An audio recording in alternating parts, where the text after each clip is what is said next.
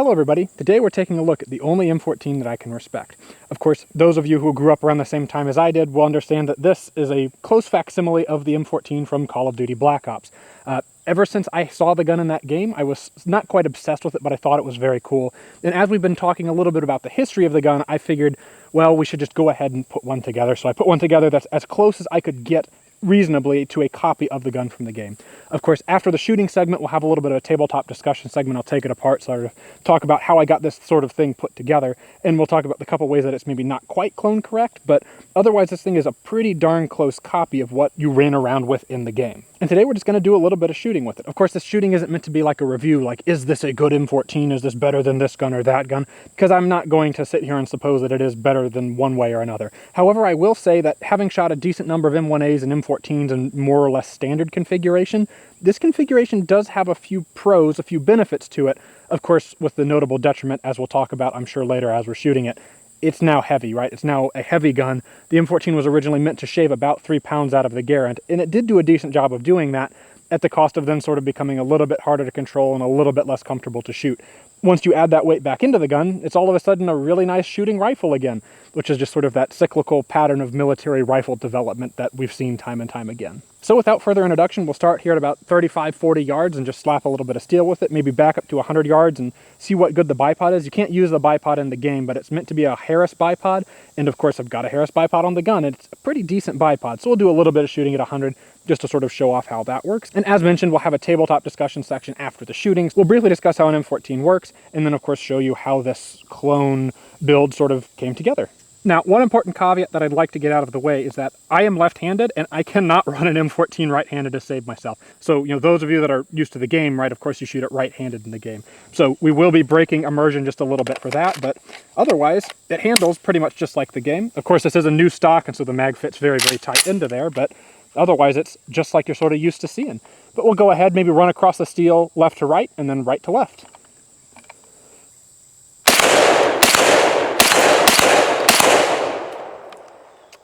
And now, right to left. The thing does shoot really darn well, and I think that just owes to a combination of, it's got the M-line stock, sure, and it's got a compensator, and between the two of those, it does keep recoil very, very flat in terms of muzzle climb. However, you do still have a pretty substantial amount of push backwards from the thing. And that, of course, just owes to, it's an M1 action, right? It's a very short, fast cycling action, so you do have a very abrupt pop-up going on with the bolt movement. But the gun does manage to stay quite a bit flatter, especially compared to regularly stocked M14s. It's definitely flatter than that. Now, for those of you that are game aficionados, you'll remember that this thing has a attachment you can have in the game for a vertical grip. And of course, that is just accomplished through this swinging mechanism. The grip on the actual gun can push forward about that far. That's its forward stop, and its backward stop is this direction. The actual M14 E2 had a different bipod system than this Harris bipod, so of course, whenever you have the Harris bipod flip down, the ability for this to fold, it doesn't help you. This isn't going to be a monopod, certainly. So it's a little bit of an interesting thing, this fold-down grip system. But I figure we can get the gun reloaded here in classic M14 magazine fashion. I mean, it doesn't help that the stock is new, so it's extra tight, but M14 mags are just famously fiddly. I can never quite figure them out, but we'll get the thing loaded here and then try pretty much the same drill, left to right, right to left, but this time utilizing the forward grip. It does help some with a control, but the thing doesn't really muzzle climb anyway, as we've explained already. So the forward grip isn't really necessary at the end of the day. The most comfortable as you use it is, of course, C-clamp over the top of the gun, but this is a ventilated heat shield. The barrel is right under there, and it does get hot fast. So you can sort of then C-clamp on the side of the front grip here, and that's what I'll do, because I guess it's probably more period correct. I don't think you saw a lot of guys running around with a full C-clamp way back when. So we'll go ahead, hold on to the gun like this, and do our left to right, right to left.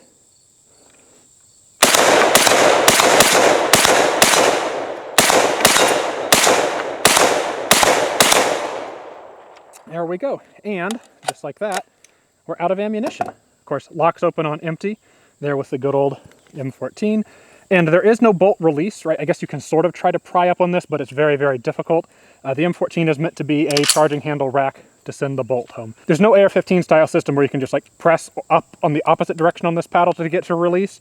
It's a bolt catch only, right? That's meant to be, pull the bolt back catch the bolt like that. Releasing the bolt is the charging handle. All right, that's about enough fun here in close. Of course, this sort of thing is meant to be shot at longer distances than 40 yards anyway, so I think we'll back up to about 100 yards, put a couple more rounds through it just to sort of, I guess, show off that the bipod in the game works. It's just that you can't use the bipod in the game, and maybe do a couple of closing thoughts in the shooting segment, and then take you guys back to the table indoors where it's a little bit less humid, where we can talk about sort of the features of the gun and then how it's put together. All right, so we've got ourselves situated here back at 100 yards. We've got our bipod now deployed, and I think we'll just do that same basic drill we were doing. We'll go left to right, and then right to left across the steel, and let her rip. Interesting, missed that one.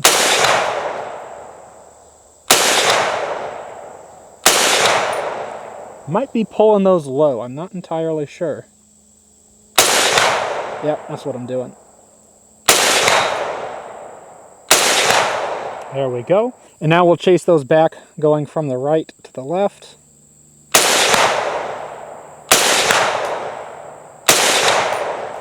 That one's just giving me all sorts of trouble. There we go. All right, and with that done, I think we can go ahead, stand ourselves up, do a little bit of this from the shoulder. And now we'll just finish this mag off here at 100 yards, standing.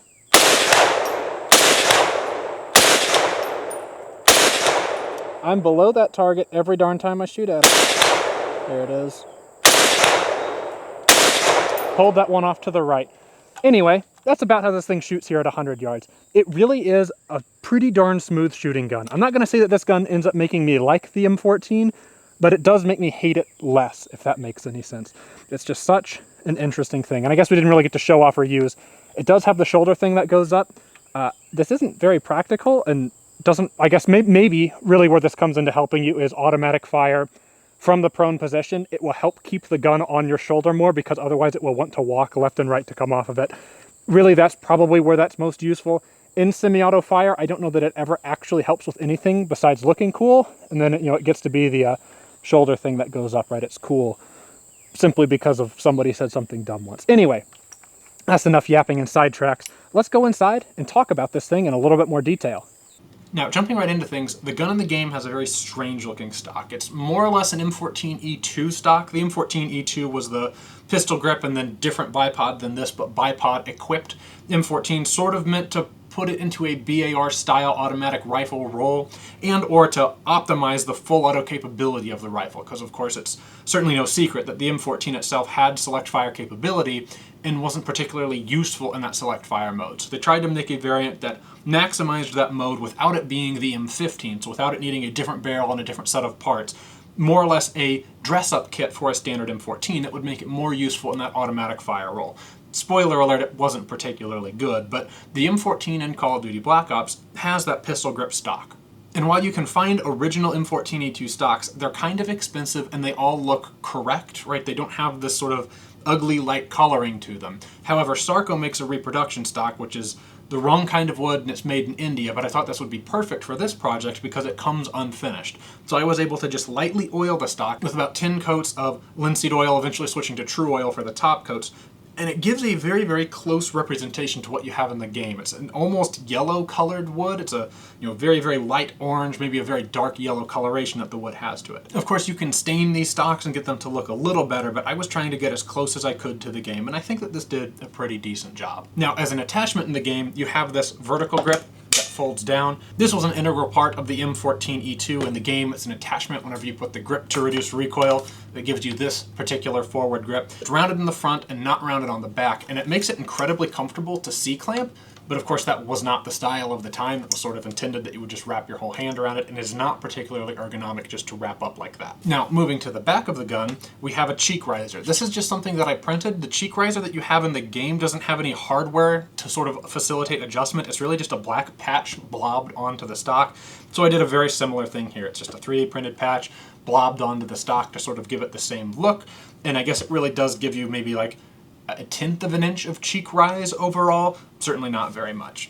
Additionally, these Sarco stocks have the full auto cutouts in them. I just put in a little blocker plate here. The gun in the game has this just integral to the stock, sort of like you'd see on an M1A stock, right? It has this area denied with wood. However, the front window where the sort of trip side of the auto steer bar on the gun is in the game is open. So I guess this is correct. This should be wood colored, but yes, sue me. Moving to the back of the gun, we have our shoulder thing that goes up. In the game, this is all sort of like modeled as one blob together. I don't think they really intended the shoulder thing that goes up to be a separate part of the gun, but on an actual M14E2 stock, you do have that. Finally, out here at the front of the gun, we have a Harris bipod. In the game, it doesn't have the springs on it, but it is pretty clearly a Harris bipod. I think they had used the M14 model or some assets from the M14 model from Call of Duty 4 prior to Black Ops, and so that's sort of where the bipod assets probably had come from. The actual M14E2 bipod folds the other direction, and it's really not a very good bipod at all. So I actually do kind of prefer this setup to the actual, clone M14 clone correct. The video game clone correct is probably actually a better, more usable bipod. Then finally out here at the muzzle, I opted for the Springfield Armory compensator. In the game, it's a weird tube that has two slots on it that isn't really an extant thing. I don't know if they maybe saw that on an airsoft gun or they just made up how this was supposed to look, but I threw this on there because it's very obviously not the sort of usual 4-slit flash hider from the M14, and I thought that this maybe looked slightly better, slightly closer to the game, because at least in the game you have these ports that just sort of extend back. Maybe one day I'll throw this thing on the mill and just open those slots up backwards to sort of make it more realistic to what you have there in the game. Now, with that all said, at this point we can address what's going on here as far as the M14 parts. In terms of the actual action and parts there, this was a Norinco M14 that somebody got a hold of and put a bunch of GI parts into. So it's got a GI bolt and a GI op rod and a GI barrel and GI gas parts. It's got really a whole catalog, really a whole parts kit thrown into it to sort of like improve it. The Norinco M14s did have some problems with some parts being soft, like sometimes you'd have soft bolts or soft hammers. The hammer's been replaced on this one, the bolt's been replaced on this one, but pretty much so has everything else. And so I imagine it came down to, at one point in time, M14 kits were pretty darn cheap, and probably somebody had a Norinco and they wanted to make it better, and they just got a whole set of M14 parts and paid somebody to throw it in the gun. So we can go ahead and take it apart just to sort of see the inner workings here, and then maybe for you guys, if you're curious about cloning this, you can see the questionable quality of the Sarco stocks, but first step there is to go ahead and make the gun clear. Alright, good to go there. Flip the thing upside down. Ordinarily for disassembly on these, you stick a bullet in there and lever it out. It's much trickier whenever the pistol grip is here. You can just barely get the tip of a bullet in there and lever it out. The trigger group is extremely stiff in this stock, because of course these stocks come more or less unfit, so there's a little bit of filing and sanding to do everywhere to get them to go. Probably more filing and sanding than there needs to be. But here's the trigger group. Some of these are still, as far as I can tell, the Norinco parts, but then some of them are GI parts, like that hammer being a different finish is a pretty big giveaway. But we can set that to the side. In order to separate out our action, we'll set the gun up like this and just give it a tap on the barrel. Pop the action up out of the stock. And then you have to wiggle the action around the bipod. There's the stock end of the gun. We'll look more at it in a moment. But here's the upper half of the gun. This is an M14E2 proper vented handguard like you have in the game. Changing out handguards in M14s is frustratingly complicated because you do have to take the whole gas block and gas cylinder assembly off. Not that that's terribly difficult, it's just kind of annoying to have to do. We can pull the op rod and bolt out of the gun just to look at a couple of things. I always do like to take the opportunity to show the ways in which the M14 was chiefly different than the Garand, because a lot of people just assume the M14 is just a mag-fed conversion Garand, and that's certainly not the case. A lot more thought went into the M14 than that. The question is just whether or not that thought was good. And probably the first most obvious thing is the great big operating rod on the Garand, which goes out to the muzzle normally, was drastically simplified in order to have this operating rod mechanism. And it's no longer powered as a long stroke system where the piston is integral here. Now the piston is located inside the gas block, and we can actually get it to stick its nose out here just by pulling on it.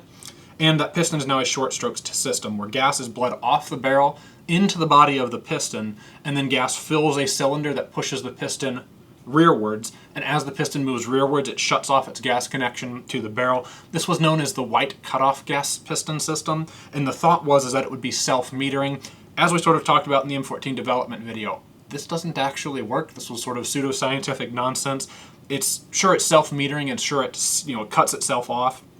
But by the time that the piston has moved far enough to get the operating rod to move and far enough for it to cut itself off, gas pressure is already dropping in the bore because the bullet's already out of the barrel, right? Because this much dwell time for a bullet that's already going almost 3,000 feet per second is almost nothing compared to the time it takes for the piston to have gas bleed through it into the gas chamber and then move the piston enough to go ahead and cut that gas off. So gas cutoff systems aren't really all that they're cracked up to be. However, that is what's in place here, and that is substantially different than what you have in the Garand. Whereas in the Garand, right, it's just a gas port almost at the end of the barrel that just bleeds straight against the head of a piston on a very long op rod and cycles the gun. Additionally, we have a little bit more complication going on here in the bolt. We have here a roller on the side of the bolt. This was something that the Garand probably needed, and in fact in the testing and development of the Garand during World War II, they found that this roller would fix the biggest problem the Garand faced, which was that of action freeze, where due to a series of circumstances, and especially whenever there wasn't much lubrication on the bolt where it ran against the cam track and the operating rod, on the Garand, these two pieces would lock together. The operating rod would try to come back to open the bolt, but the bolt wouldn't want to rotate up. And so the cam track would sort of bind up against the bolt, and this would leave the gun completely jammed up. Sometimes you'd be able to use your foot to kick on the operating rod's handle to try and unjam it, but usually it would require disassembly of the gun. Certainly no fun in a combat situation, and the best fix that was found for this was just to add this roller to the bolt. Of course, on a Garand, right, this is a solid lug, and then here we have this roller system. However, the roller system was deemed too expensive and too difficult to implement on the Garands, and so it was put to the side. However, the M14's tech tree, if you will, dates back to the T20, which was the very first mag-fed conversions of the Garand. And with those projects sort of intending to be, the perfect Garand or the modernized Garand, they did incorporate this roller lug there fairly early on. And so it stuck through to the M14 that we know and have a love-hate relationship with to this day. Besides this, there isn't a ton that we need to really look at in the action, I guess, that you can't see anywhere else. Disassembly of the rest of the gas system is done by pulling this plug out and then removing this collar, and then the piston can come out and you can service your gas system that way. Although the gas system is meant to be a less often serviced item on the M14 compared to the Garand, especially because corrosive ammo was intended to be eliminated from use by the time the M14 was around. So you can get away with a gas system that doesn't need as much maintenance, whereas on the Garand, a lot of people look at the Garand's gas system these days and go, why was that the solution anyone ever came up with? But a lot of that was catered to the fact that, well, A, it was the second gas system they came up with. The first one was a gas trap system that didn't work particularly well. But B, they were working in an environment where corrosive ammo was a fact of life, and because of that, you have to have a gas system that's easy to clean out, or else you're going to have gas systems corroding. Sort of a thing where if you make servicing the thing too hard, it's just not going to get serviced. And for something like a gas system, that's not good for the gun. But we can go ahead and get our op rod put back on. Sort of noses into its little hanger there, which is, I guess, another difference compared to the Garand is you don't have such a thing on the Garand. And the op rod sits back into its track, and that is straight out of the Garand. And then you have your gun, your action, anyway, more or less back together here. Get this spring. The spring is the front magazine catch. This is something that I always gripe about with the M14 is there was no reason for it to have to be done this way. But the magazine locks in at the front on the spring-loaded side. So this spring-loaded bit that is opposite the action spring. And then it has a traditional paddle in the back. There's really no reason that this couldn't have just been a ledge in the receiver. I guess maybe this is slightly easier to manufacture where you mill a slot instead of having to get a keyway cutter in there to make a step for the nose of the magazine to lock on. But this is sort of the crux, right? This is the reason that M14 magazine changes are awkward. Most of the time somebody who has, even if they've got experience with rock and lock guns, right? Guns where the magazine needs to rock in, you give them an M14 the first time, and it's like, and it takes figuring out because the M14 is very picky about mag changes. Not that it's impossible to figure out, right? It's not one of those things where it's like no matter how much you practice it, you'll never get good at it. It's certainly possible to change magazines quickly on an M14. It's just really, really awkward, as opposed to pretty much anything else. It's not a particularly intuitive magazine change. But that's more or less the action there on our M14. relatively standard there. Everything down here, though, is not particularly standard. So here is our questionable quality M14E2 stock a la Sarco. It comes very roughly machined. Of course, a lot of the sandpapering and cleaning stuff out involved there. It's got a metal reinforcement like it's supposed to, metal reinforcement like it's supposed to, and of course that screws in like it ought to. And ultimately, the strength of this stock isn't really a problem. I'm certainly not worried about the stock being overly fragile. I know some people had their pistol grips break off because they weren't glued on very well. At least as far as I can tell from mine, it's glued on there pretty darn well. I, in fact, tried to get it to break off so that I could glue it on better, but it seems like it's not moving. It is secured through a dowel pin up through the bottom of it, up through, I guess, into the wrist area of the stock. It's weird having a rifle stock with an integral pistol grip, but I guess that's still called the wrist. You can see the little denial block that I put in there to sort of like fill that hole where the full auto parts would be. However, for clone correctness, the gun in the game, even though it's called an M14, doesn't have even like the selector shaft lock, right? It's just got nothing, a blocked off plate there in the game. And then going forward, we have our bipod mount. This is just sort of like the standard Harris lug style bipod mount to sort of exactly copy what you've got going on there in the game with the Harris bipod. And of course, it's got its cool over center mechanism, right? So there isn't a tab or a latch you have to pull to get it to deploy. It just springs tightly into place in either the up position or the down position because it's an over center mechanism. It's pretty darn cool. But that's pretty much all there is to the whole cloning of the gun from the game. It's a pretty interesting thing. It's pretty fun to shoot, and I would say that I don't regret the fact that this is my M14 because really it shoots well enough. I think it justifies being the one. I'm glad that the M14 that I'm very interested in owning isn't one that's like awful or uncomfortable or weird or bad to shoot. This thing is really overall just all right. Certainly adding weight to the M14, a lot of the complaints about the M14's lack of controllability or the recoil feels worse than the Garand is because the gun was substantially lighter than the Garand, which is going to make its controllability and going to make the recoil feel worse, all else being equal. However, adding a bunch of weight back to the gun by way of a bipod and a chunkier stock and more junk hanging off of the gun makes it feel like an M14 that shoots really, really smooth, right? It's an M14 that shoots smooth, I guess, in the way that a Garand does, but it's really just because this thing has gotten heavy, right? It's bloated back up to full weight. But with that all discussed, we can go ahead and put the thing back together. That's actually what this bipod is for, is making it so it's a little bit easier to get your pieces to go back together. Set the action down into the stock. The stock is, as we had mentioned before, extremely tight. Get our trigger group slotted down in there, which is always something that I struggle with getting right on the first try.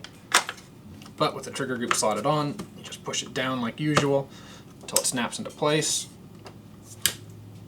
And get your trigger guard latched on, and you've got a reassembled M14. Go ahead and give it a little function test there. And we're pretty much good to go. Hopefully you guys have sort of enjoyed this look at my M14, right? The cool one, the good one, the respectable M14 configuration, the one from the video game where it was kind of fun to play with. I don't have a whole lot of other guns that are like this, where it's just like, oh, this is configured to be just like the one from the video game, because there's really not a lot of instances where I'm very interested in having that, except for this. This was one where I couldn't help myself. This was the M14 that I needed to have, and now I'm glad that I have it. But if you guys have enjoyed this video, I've got a Patreon where you can support me so I can make more videos. As explained, I don't know that I'll have a lot more where it's like this, where it's like, I have the clone gun, because I don't do a ton of that, but I do have other sort of interesting guns that aren't shotguns and aren't printed that I could talk about if you guys are interested. But besides that, we do have lots of videos that we do make about those things, right? About shotguns and about printed guns, and then we'll probably have one or two more videos about M14 history coming up, just because I do find it particularly interesting, because I do find myself wishing the M14 was better, or the M14 is as good as its fans say it is, because it's such a cool gun, and it's iconic, and it looks right, and the variants of it, it didn't exist in service for terribly long, but a lot of really cool variants of it did exist. And so we'll make maybe one or two more videos talking about M14 history at some point in the near future, in addition to the regular printed and shotgun content. But I hope you guys have enjoyed this weird look at a weird M14 that's from the Vigio game, and I will see you all next time.